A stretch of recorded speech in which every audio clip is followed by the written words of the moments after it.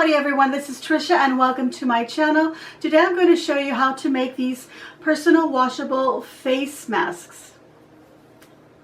Alright, so you will need some fabric and we are going to be using 100% cotton fabric. That is what you want to be using for these particular masks. And you need at least a 1/4 yard of fabric.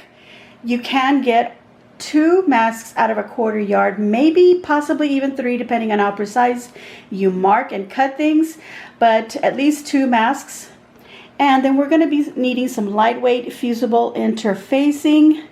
This is the type that you iron on. So we're also going to be needing our iron and of course our ironing board that I don't have out yet. We're going to be needing some elastic, and what we need is at least the most a 1/4 inch of soft stretch elastic. I have one here that's a little bit thinner. It's about a 1/4 inch wide. If you happen to have anything a little bit thicker, that's really fine. Just make sure that it's not like a really hard elastic, something soft. If you do not have any elastic, rubber bands will work. Try to find these long kind of soft type of rubber bands. You can use like little smaller ones here for maybe a child size. We're going to need some cutting tools. I'm using my rotary cutters, but we can also use our scissors, some measuring tape, some sort of measuring device if you're going to use a rotary cutter, something to cut on. We're going to need some pins to pin things down. You will also be needing a sewing machine and coordinating threads. You can coordinate your threads with your fabrics. I'm just going to use some white thread. I'm not going to bother. I think they'll work out just fine. Okay, so I'm going to begin with a scrap of fabric that I happen to have here, and I am going to cut a 12 by 9. Now my fabric happens to be folded in half, so I'm actually going to cut out 2 pieces. So I'm going to get 2 masks out of this piece. So now I need to measure at 12 inches. And whether you do it with a rotary cutter or scissors, there we go. And then I want to go up a 9. And I have a grid here, so this is already telling me, but of course you can use your measuring tape, measure up 9 inches right there. And then this way would be 12, which is right there.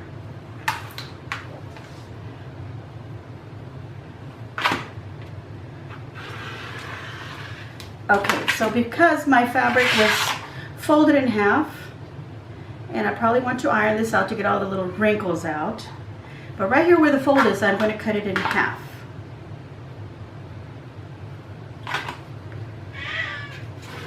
That's my kitty cat. Okay, so now I have 2 pieces that are 9 by 12, so I can make 2 masks out of this. So now these are going to get folded in half, and what I want to do is I want to take my interfacing, and this time I'm going to cut a 9 by 6 piece of interfacing. Now if you want to double it up, go ahead and do the whole 9 by 12. Okay, so we're going to take our interfacing right here. This is our fusible. That means it is iron on. You could just put this right on top and then use this as your pattern to cut it out if you want to do it double, which is what I want to do. But I'm going to go ahead and iron my fabric out first so that I don't have any of these little folds. And then I'm going to cut this and try to cut this a little bit smaller than this. Don't try to go any bigger, because once you iron it on, you don't want to get any of that glue either on your ironing board or on your iron itself. Okay, so I'll be back as soon as this is ironed and I've cut out my 2 squares so that I can do at least these 2 masks for now. And then I'll iron them on. Alright, so here I have my fabric and my interfacing that I've cut just a little shy of the size of the fabric, and I'm going to iron on. And I'm going to make sure that when I iron the interfacing, that this is the side that's a little bit rough. That's the side with the adhesive, and the smoother side is the one that doesn't. So you want to have that facing down to the back side of your fabric.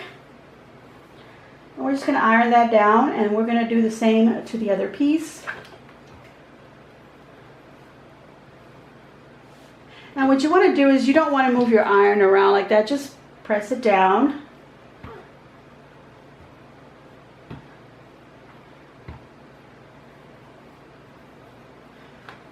Hold for a few seconds and then move it along to the next spot. Okay. Let me get the little corners here. So this is now adhered onto the fabric. I could peel it off, but then just iron it back on. Okay, so that's adhered to that. So now I've got myself a little double of the interfacing. If you only want to do just one, you can just do that. I'm going to go ahead and do this next piece, and we're going to go ahead and start sewing these, and I'm going to cut some more of different fabrics so I can have different masks for my family. Okay, so now that I have this ironed on, here's the right side of the fabric, and I've ironed on the interfacing here. I'm now folding it in half by having the right side of the fabric facing each other as I fold it. And here where I have the fold, I'm going to go opposite right here where it's not together. We're going to sew this together, but we're going to leave an opening here. So I want to mark a 1/4 inch seam. Now, your sewing machine will have some guides, most of them do, so that you know where a 1/4 inch, so you can follow that. But I'm going to go ahead and draw it on with a pencil, just so you can see it. Like so. Okay, so then I also want to have a 3-inch opening. So I'm just going to mark a 3-inch opening here, and it doesn't matter really. It doesn't have to be centered. It could be, you know, 2.5, 3 inches, whatever you can get your hands in there.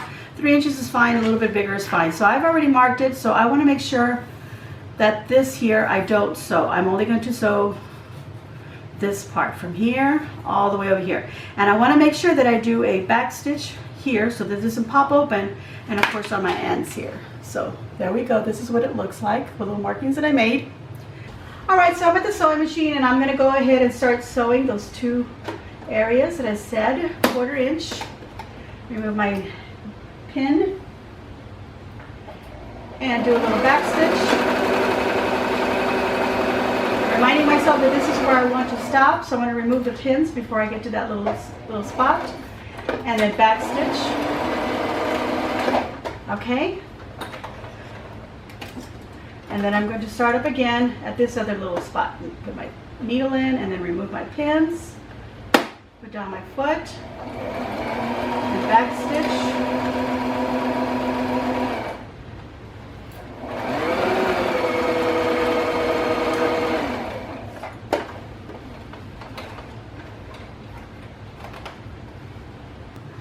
All right, everyone, I have sewn here, and I left an opening right here, and I can put my hand through here. So now what I want to do is I want to bring this seam to the center here.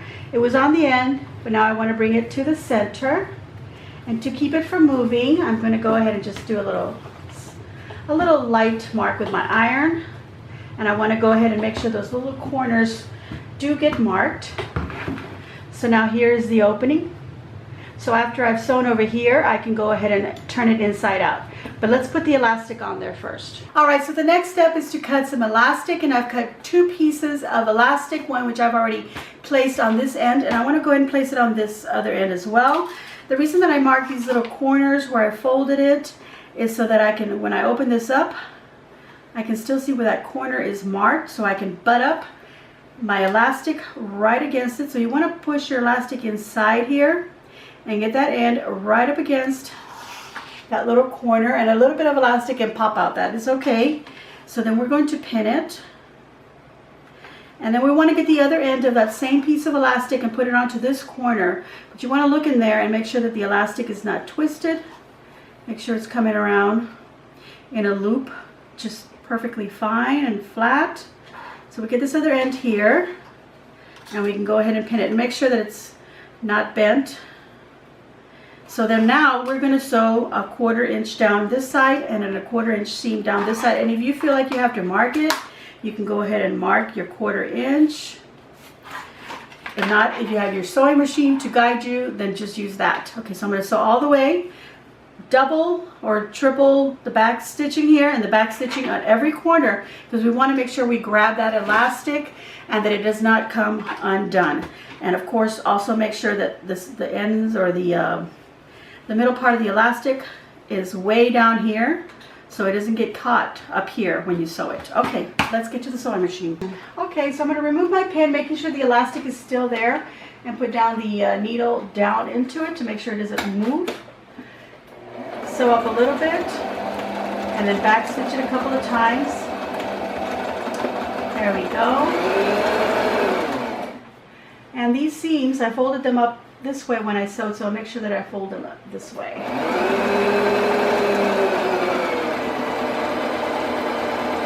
Make sure you remove the pin before you get to the other end. Again, doing some back stitching to make sure that we capture that elastic. And there we go. Okay, so now we can open this up and turn it inside out. Pull on the elastic, get those little corners pulled out. Okay, now the other side.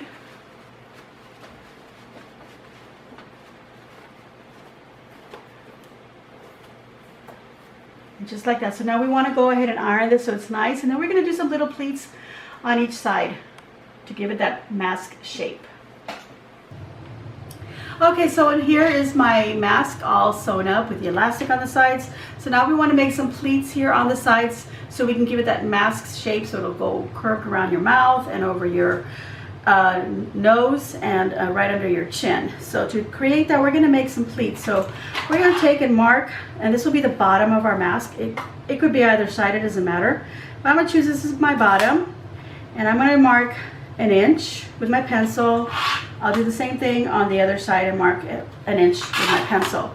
So then what I'm going to do is I'm going to fold up on that inch, and then about a 1/4 inch fold like that. So do you see that? Okay, so I'm going to mark that with a pin.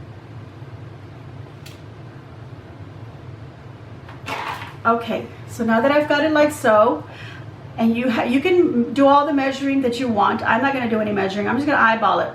So I'm going to look at it like about an inch here, and then halfway in, I'm going to fold it and create that. And see, this bottom fold here will be right on the edge of this top fold. Okay, so just mark that, and then do it again. You can mess around with it till you get it in the right position right there. And we're going to pin that. Okay, we want to do the same thing to the other side, but just make sure that you're on the other side here. We want to make sure that these folds are going in the same, you know, like these. Don't turn it around and then start doing 1 inch over here, and then you're going to have, your pleats are not going to match, okay? Or don't do them this way. Make sure that you also, this is the bottom, so fold towards the top of your mask. So do your little pleat. Now let's mark it. And then do another one. I'm kind of eyeballing here.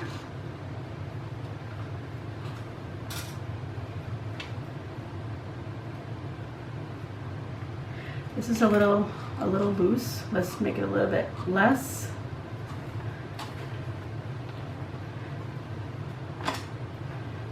If it's better for you to iron it as you do them, then go ahead and do that to mark them so they stay. There we go. Now if you want to be completely perfect about it, you can measure this top part, and that's about an inch.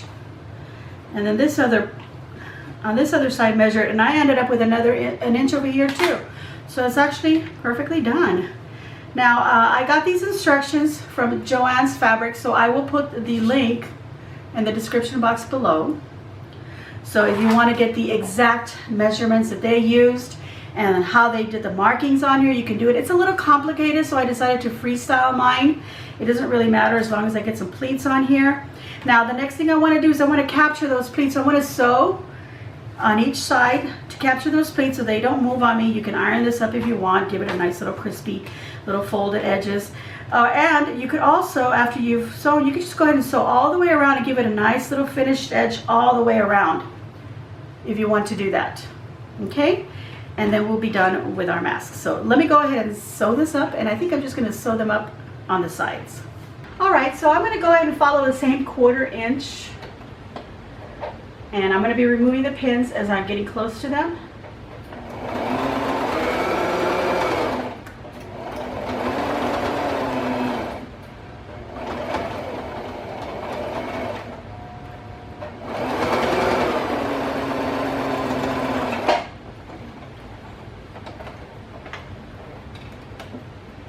Okay, I'm going to repeat the same on the other side.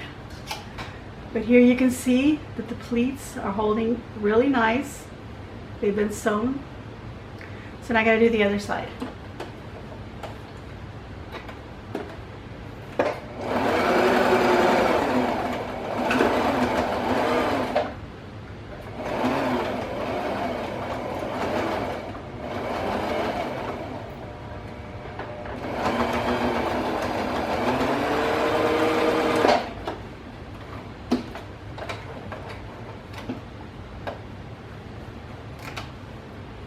And there we go. There's our little mask. All right, everyone, so I've completed quite a few of these face masks today, and this is what they look like after I finish sewing. So all you gotta do is pop them open like so, and then you can just attach them to your face. I have chosen one that's going to be for myself, and I've already put it on my face, so I'm going to use that same one to model this for you. Okay, let me get my hair out of my face. There we go. And that is my personalized face mask just for myself. I hope that the instructions were easy for you to follow. Now you can use 100% cotton. It is a breathable fabric, and the interfacing that we use there is also a breathable fabric. So you want to use items like that. If you have some cotton maybe left over from something, some other project that you can use for that, it'll be wonderful. And of course you can make these for everyone in your family. I've gone ahead and I've made a few of them here that I'm going to disperse within my close family members. And I do have some more fabric, so I think I'm going to continue making more and send them out as needed. And look at this one here. This is a U.S. Kind of a, it says on it, oh, this way.